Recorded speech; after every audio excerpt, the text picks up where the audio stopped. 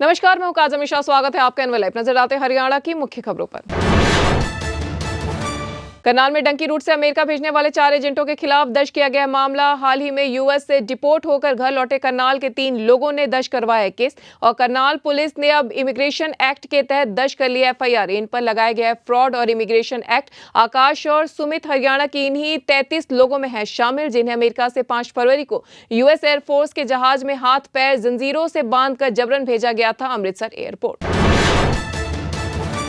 CM Saini ने प्रदेश के 20 निर्वाचन क्षेत्रों की 83 सड़कों की विशेष मरम्मत व सुधार के लिए 77 करोड़ 45 लाख रुपए से अधिक की राशि को प्रदान की है प्रशासनिक मंजूरी। 188 किलोमीटर से अधिक है इन सड़कों की लंबाई। वहीं मुख्यमंत्री नायब सिंह सैनी ने एसएसपी योजना के तहत बरवाला निर्वाचन क्षेत्र की 4 विभिन्न सड़कों के लिए 905 करोड़ 39 लाख रुपए की राशि को भी किया मंजूर।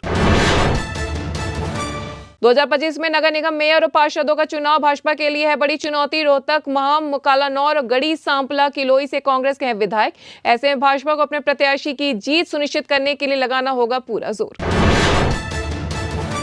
हरियाणा में नगर निगम चुनाव का बच चुका है बिगुल और गोटियां फिट करने में जुटे उम्मीदवार। सावित्री जिंदल के हिसार से निर्दलीय विधायक बनने के बाद उनके समर्थकों की नजर भी है मेयर सीट पर। जिंदल हाउस के करीबी पूर्व मेयर शकुंतला राजलीवाल और डीएन सैनी ने भरा था सक्रिय सत्ता फॉर्म, लेकिन भाजपा की स्कूटनी में उनको दोनों फॉर्म हो गए हैं खारिज। अब ये दोनों उम्मीदवार मेयर चुनाव के लिए नहीं कर पाएंगे आवेदन।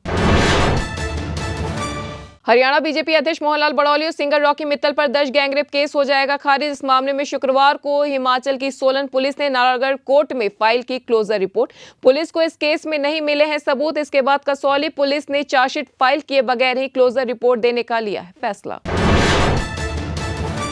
सिरसा में 2 मार्च को होने वाले नगर परिषद चुनाव को लेकर भारतीय जनता पार्टी की ओर से शहर के सभी 32 वार्डों के चुनाव प्रभारी कर दिए गए नियुक्त। चुनाव प्रभारियों की लिस्ट में पूर्व चेयरमैन से लेकर सीएम के पूर्व राजनीतिक सचिव के बेटे तक को किया गया शामिल। प्रमुख पदाधिकारियों को भी बनाया गया चुनाव प्रभारियों की वार्डों में पार्षद पद की जिताऊ उम्मीदवार तलाशने से लेकर चुनाव प्रचार प्रबंध तक की रहेगी जिम्मेदारी।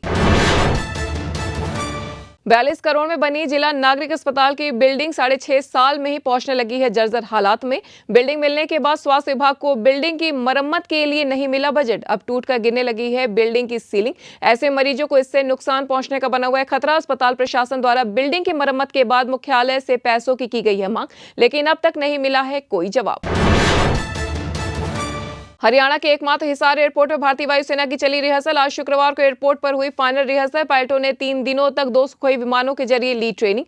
4 फरवरी को हिसार में वायुसेना की शुरू हुई थी रिहर्सल। पहला दिन बीता कागजी कार्रवाई और मीटिंग में। अगले दिन 5 फरवरी को दोपहर 1 बजे 2 सुखोई विमानों ने भरा उड़ान।